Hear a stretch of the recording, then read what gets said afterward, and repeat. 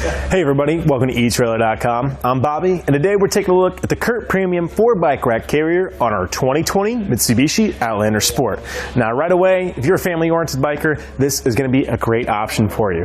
Now with a lot of these hanging styles, we start running into problems of actually making, some of those kiddo bikes work, maybe those step-throughs and those WEM bikes might have a bit of a problem accidentally using these 3-point contact system. However, with the CURT Premium, as you can see, we are getting a contoured 2-arm support system. So at the back end here, we are going to get 2 spots for some of those more hard to access bikes up on our rack. Now why this is, we're going to have a limited amount of contact here, and so we only need just a little bit of frame contact to actually make this work. So those kiddo bikes going to be doing a good job of actually getting on here without the need of those bike adapter bars. Those become very, easy to use and very nice for some of our other hanging style racks. However, they can be easy to lose. It's just one more thing to keep track of, and it's just one more hassle and one more expenditure to get us on the road. So I like how this actually contours and eliminates the entire need for that.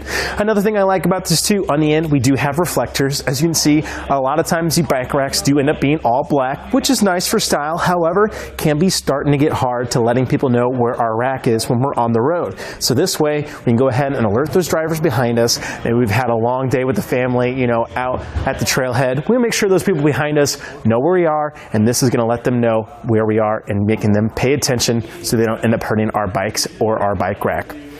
Talking about the bike rack itself, it does have an 180-pound weight capacity overall, so you can distribute that. As you can see, that's probably 37.5 pounds throughout the entirety of it. You can get some of your heavier bikes up on here. I definitely wouldn't exceed about 40 pounds though, or so on the back end here. Don't want to be overloading it on certain systems, especially up here, making sure we're getting it nicely distributed on that weight.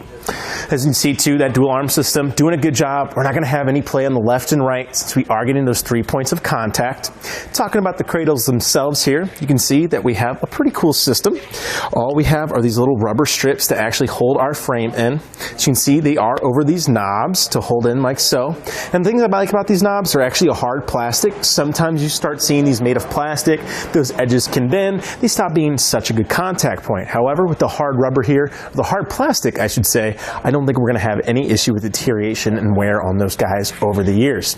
Take a look at the cradle itself. We do have some ridges inside here. It's just a little bit of a hard plastic, enough not that we're going to be on metal. It's not going to have any kind of damage that way, and those grooves doing a good job, giving us just that amount of space to actually get those bike cables and those brake lines through, so we have a lot less friction on our frame as we get on the road.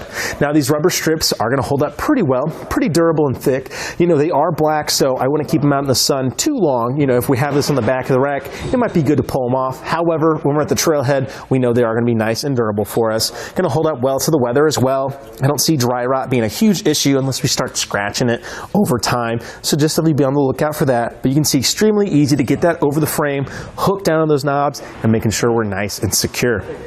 On the bottom here too, you can see that we do have anti-sway cradles, as in like this guy. So we see we can get that horizontal support, that vertical support of that frame. And we go ahead and put another strap around there, making sure we're nice and secure. So very, very nice. We have those, capabilities on this system as well. Well, let's go ahead and pull this off and see how hard it is to do.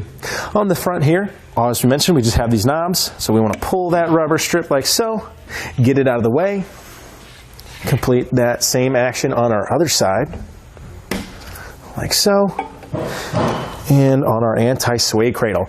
Now keep in mind, as you're getting more and more bikes on here, you are going to start seeing a lot more sway. So I really like that we do have those anti-sway cradles just to give us that extra bit of mileage on there. Having a lot less of them banging on each other is always good. Now walking up, we just want to go ahead and grab our bike from the sides and walk it off like so. Extremely easy to do, and we're ready to ride. And you can imagine though too, as you get more and more bikes up on there, it's going to be a little bit more of a lengthy takedown procedure.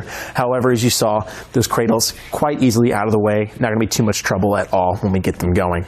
Now with any hitch-mounted accessory, we are going to be adding length to our vehicle, especially in the Outlander. We are already in kind of a spacious vehicle, so let's go ahead and take a look at how much length we're adding to the rear of our vehicle. Going from the rear of our bumper here to the very end at our reflectors here, puts us right at 39, bend in here, 39 inches exactly, so probably 39¼ inches from the rear of our bumper. Now that is adding a little bit of length, but keep in mind we are getting 4 bikes up on here at a pretty good set from each other. So especially this middle point gives a lot of good spacing between our front bikes and our back ones. So especially if we're worried about these guys, we're getting pretty good spacing. Definitely a little bit lengthy, however, we do have a way of actually shortening that down and reducing that space. On the back end of our mast here, we just have a simple pin and clip system. This spring clip is just going to go ahead and pop right off like so, clearing that area out. And then we want to make sure we're supporting our mast. I like to just give it a little bit of upwards pressure. That takes that tension off that bolt, as you can see, allowing that pin to pull right through with no trouble at all. Then we can go ahead, bring our arm in, replace that bolt right away. And before we do that, one thing I do like is these little safety cables. I always drop these things, so it's nice that if I do drop it, it won't be hitting our car, our bike rack, anything of that nature. And also it's just right there for us. If we ever forget, we can just have it hanging there. Won't be going anywhere. Can be nice and secure. Getting that pin sent through like so, and then bringing our spring clip around, completing that is going to make sure we're nice and secure here. As you can see, a little bit of play here, but it won't be swinging back and hitting the back of our vehicle by any means, which is very, very nice for us. So I do like how much that actually shaves that down at the top here. So taking a look, we can see how much length we've actually saved here. It looks like our farthest point is actually going to be down here at the bottom. So from the rear of our vehicle to the end, it's going to be right at 13¾ inches from the rear of our vehicle. So you can see shaving almost 30 inches down by bringing that arm in. But keep in mind, we are getting very good spacing and 4 bike racks up on the end of it. So we're kind of paying for what we get. Now, a great thing about this guy too, we do have pretty good space in the back of this Mitsubishi, so we definitely want to be accessing it for sure. To do that, we have a couple little things we want to do. We're going to go ahead and loosen this back knob here. That's just going to go ahead and help us stabilize the back end here. And as well as we have another pin and clip system, we'll go ahead and remove this pin like so, pulling this back pin out. And then we just went ahead and lift up on this spring knob. That's going to go ahead and release that last contact point, allowing us to bring this all the way down. Be sure to watch your fingers on the bottom there. It is a pretty big pinch point, but as you can see, it can easily get out of the way. We want to make sure we're moving our bikes as well. As you can see, it's going to put a lot of stress on this system if we do keep our bikes up on there, and we don't want to be damaging our rack, especially not our bikes. So make sure we are doing this takedown when we have our bikes off of there. As you can see though, our hatch easily swings out of the way, no trouble at all. Now I can get in here and get those coolers, those helmets, anything I might need. There's also a lot of space here too. If the kiddos need to change some shoes, they can do so from the hatch, get their water bottles and hang right here. Not going to be having too much issue with that whole rack in our way. On the back end here too, you can see we do have a pretty good contact if we wanted to get like a cam buckle system and strap, just to help that swing system. So you can see pretty nice contact point right there. Maybe we pick up a cable lock as well to secure our bikes. It's a pretty versatile system. To walk it back up, we just walk it like so, allow that spring bolt to go back down, tightening this back mast support. And what this guy does, just really takes you can see how wiggly it is. It's really going to take the play out of this back system. Before we get too crazy on that tightening though, we're going to make sure we replace that pin and clip system. Again, that cable lock coming in so handy. You saw how I could just kind of leave it there and it's just waiting right for me when I get back. Now the biggest issue you might have is actually lining these up. Again, we'll go ahead and release this kind of system right here, that spring knob, there we go, or that turning knob I should say. We go ahead and reinsert that pin, get our clip back in place, like so. Very easy to do. And on the back pin, now we can go ahead and tighten this mast down. As you can see, really taking that play out of it as we go. So that's really great for us, just to reduce any kind of jostling as we go down the road. Now with any hitch mounted accessory, it is important to also keep our clearance in mind. Now as those front wheels go up, the back will go down, and so will our hitch mounted accessories even further when from our back wheels. Going to be overhanging just a little bit.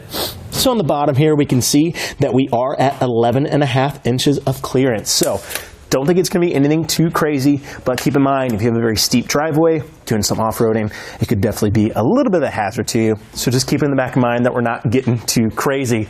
Now on the back here too, I would definitely recommend throwing on a hitch pin alignment collar. Now why this guy's great, guys, all we have to do is come in here, and now that we have it set, we can go ahead, spin this guy off. Very quick and simple job to put on. bringing this collar around like so, bringing that line across. Now I can tighten this down. And what's great about this is now that I have this collar set, this hitch pin alignment collar, I can actually go ahead and get this set onto my hitch receiver, as you see. Now next time I pull this off, all I have to do is walk it right on. My hitch pin is going to be aligned. It's a lot less hassle having to worry about it. Now this guy's not too lightweight, so it's definitely not too much of a struggle to maneuver him, but anything we can do to make those Saturday mornings that much quicker, a lot less headache, is definitely going to go a long, long way in the long run. So you have to pick that up at etrailer.com though. It is a separate purchase, but I highly recommend it if you want to really just kind of ease those mornings and make that trip that much easier. On the back here too, we do have an anti-rattle hitch pin bolt. It is threaded and it will thread right in between our receiver and our hitch. That's going to bring this entire system in line to one.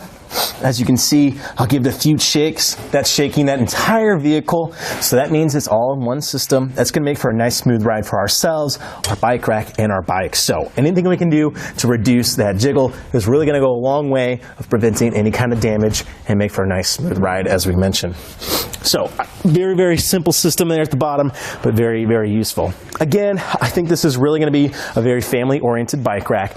Those two front bikes portions make it very, very easy to start getting those kiddo bikes up on there without the need for a bike adapter bar. However, still makes them very versatile for step-through bikes, women's bikes, and the other sort like that.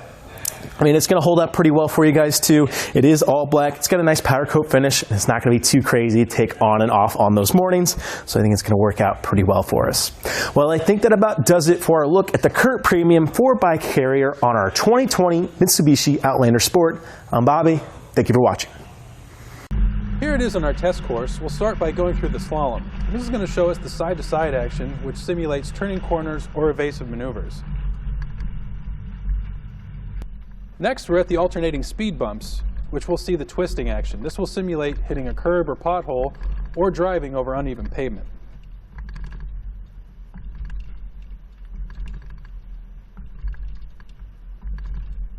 Finally, we have the full speed bumps, where we'll see the up and down action, which is just like driving out of a parking lot, garage, or driveway.